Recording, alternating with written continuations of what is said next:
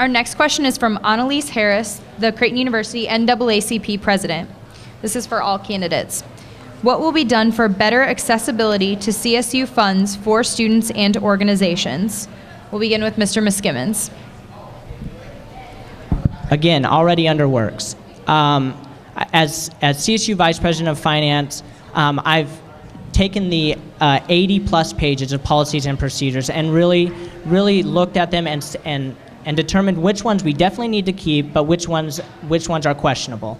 And so I hear about it every time when we allocate funds to a student organization, what a daunting task this is. And I agree. I completely agree with this. And so it's really decreasing the amount that we roll over every year is going to happen solely by making the funds more accessible to the students. CSU exists to provide student organizations resources so that they can improve the campus that we go to school at. And so it's really making sure that we cut the loopholes that the student organizations have to work through, and so that they can reach this massive budget that we have. And we have to decrease the rollover. Otherwise, I'm afraid that the money's not forever going to be there. If we're not spending this money that we have, then the chances there that it'll be taken away, and that doesn't need to happen for our students. Thank you, Mr. Miskimmons. Mr. Anchin? So I think it's an interesting question, and I really do think that in order to get the funds better out into your hands, a lot of it starts with the representative body, and I think that can be done simply by telling the representative body and keeping them informed as to what the budget is at every meeting and to how we're doing in that. And so how we can better take those funds and get them to you is something just as simple as telling the students, the representatives, that these funds are accessible, and that if students want to have these funds, then what they need to do is they need to fill out the proper paperwork, which I think Dylan has done a good job of this year already in progress of shortening that process. But I think that what needs to be done on the organization's part is that they need to delineate what they want the funds going to specifically. And if they are truly doing that, then I think the funds will be allocated to that, and that it's something that we are willing to, and that we're not holding the funds back by any means, but they're here for you. And so I think it is showing the students that transparency right there, and showing the students that we're here to give you the funds, and that's our ultimate desire, is to make your experience here at Creighton one that's memorable and one that you enjoy. And so if students know that, then I think that they will start applying for more funding, and that they truly will seek those funds out. So, thank you, Mr. Anchin. Mr. Rich? I agree with Rajiv, and I think a lot of this does come down to better engaging our representative body to act as communication tools between CSU, CSU exec, CSU board, the board of presidents, and the students. And I think we do this through a couple different ways, and overall helping to alleviate the rollover and to better allow access to funds. First and foremost, we need to make sure that we're engaging different student organizations. As I spoke a little bit about earlier, one of the points that we're trying to push across in the Constituent Services Committee this year is having representatives better engage their audience. One, by going to student organization meetings on a consistent basis. Two, by sitting out and doing some sort of office hours, or more so being present for students to talk about issues and talk about programs they'd like to see.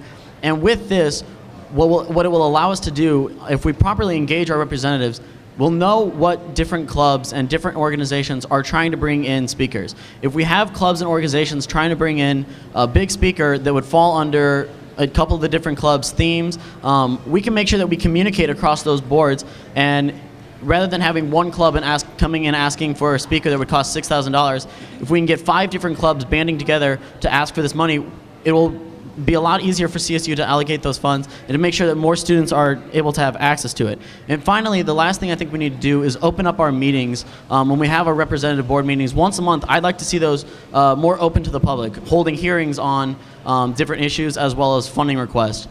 So thank you very much. Thank you, Mr. Rich. Mr. Hare? So the CSU funds are something that I know very well. I've been a part of the Finance Committee for 2 years, and there's a couple of things I think we need to do right away to make sure that organizations can have better access to funding.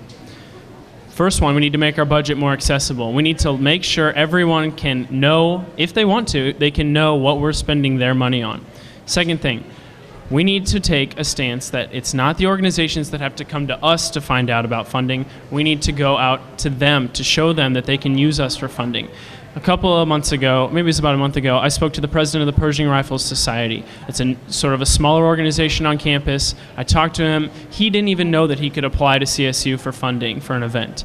I think we need to change that mentality. We need to make sure that if a startup organization wants to get more members or a big organization wants to put on a really nice event, we need to allow that. We need to advise the organizations that are coming to us to get our money. We need to show them. So many times I've been in finance committee meetings where student organizations didn't even know what other resources they could turn to on campus. We are CSU. We have our finger on all these different things on campus.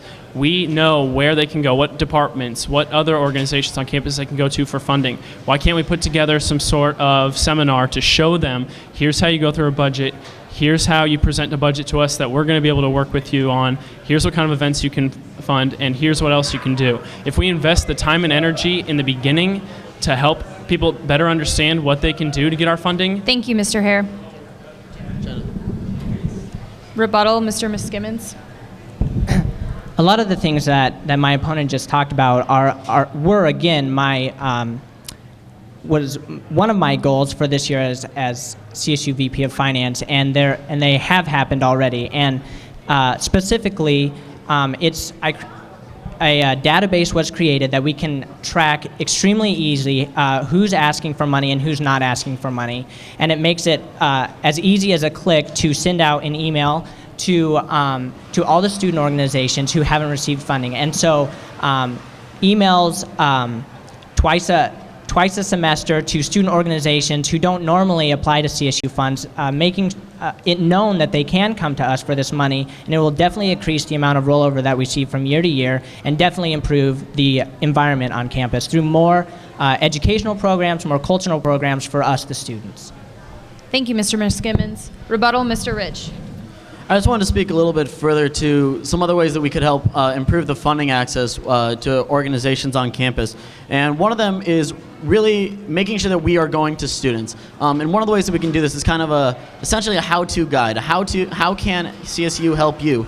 We need to make sure that that's, I'd like to see something like that published on our website, something that at that leadership retreat that we have, making sure we're really engaging student leaders and letting them know what the set rules are for our funding and what we can really allow them to use funding for, and how different organizations can work together to increase the quality of their programs. And the second thing is really I'd like to also push to organizations is that there's a lot of organizations, especially a lot of the bigger ones that have their own issues with policies on campus. When we use our legislative action, I think we can really use some of that leftover money and allocate the money to them in policy. Allocate them if they have issues.